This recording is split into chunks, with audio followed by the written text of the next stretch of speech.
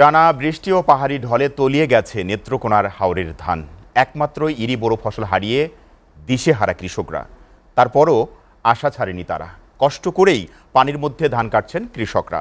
তবে উঁচু এলাকার ধান কাটতে সার্বিকভাবে পরামর্শ দিয়ে যাচ্ছে কৃষি বিভাগ। নেত্রকোনা প্রতিনিধি দেবল চন্দ্র দাসের পাঠানো তথ্য ও ছবিতে দেখুন একটি ডেস্ক প্রতিবেদন।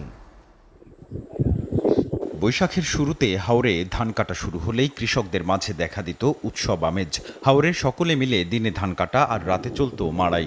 সময় বাঁচাতে হাওরেই কাজের ফাঁকে সেরে নিত খাবার, আর বাড়ির পাশে কৃষানীরা করত ধান সেদ্ধ ও শুকানোর কাজ। কিন্তু এবার তার ব্যতিক্রম। গেল কয়েকদিন আগে অতিবৃষ্টিতে পানি জমে হাওরের অনেক ফসল নষ্ট হয়ে গেছে। চোখের সামনে তলিয়ে গেছে পাকা ফসল। দিশেহারা হয়ে পড়েছেন কৃষক।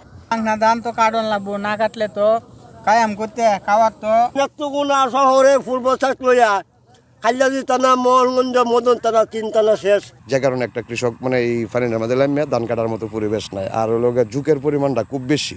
পানির কারণে হারভেস্টার মেশিন দিয়ে ধান কাটতে না পারায় শ্রমিক দিয়ে কাটতে হচ্ছে। এদিকে শ্রমিকের সংখ্যা কম, অন্যদিকে বেশি মূল্য দিয়েও ধান কাটতে পারছেন না কৃষকেরা। নষ্ট হচ্ছে পাকা ধানও। ক্ষতিগ্রস্তদের তালিকা তৈরি করছে সরকার, তবে প্রকৃত কৃষকদের প্রণোদনা দেওয়ার দাবি ভুক্তভোগীদের। যে কালকে কাটবাম, পরে একদিনই পানি আইসা এটা তল করে বলছে।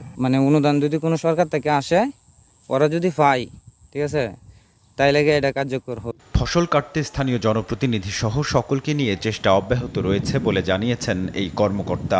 আমরা নিজেরাও মাঠে যাচ্ছি, আমাদের জেলার কর্মকর্তারা সহ যাচ্ছে, প্রতিদিন যাচ্ছে, এবং সেক্ষেত্রে কিন্তু আমরা একেবারে মেম্বার, ইউনিয়ন চেয়ারম্যান, জনপ্রতিনিধি বা তাও কথা বলতে যে আপনারা শুধু মেশিন না, আমরা অন্যান্য যে ম্যানুয়ালি কাটার জন্য আমরা পারিবারিক শ্রম সহ সবাই যাতে আমরা দ্রুত কাটতে পারি।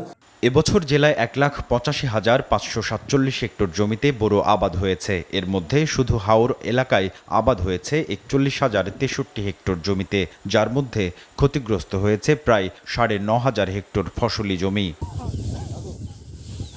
SA TV news desk.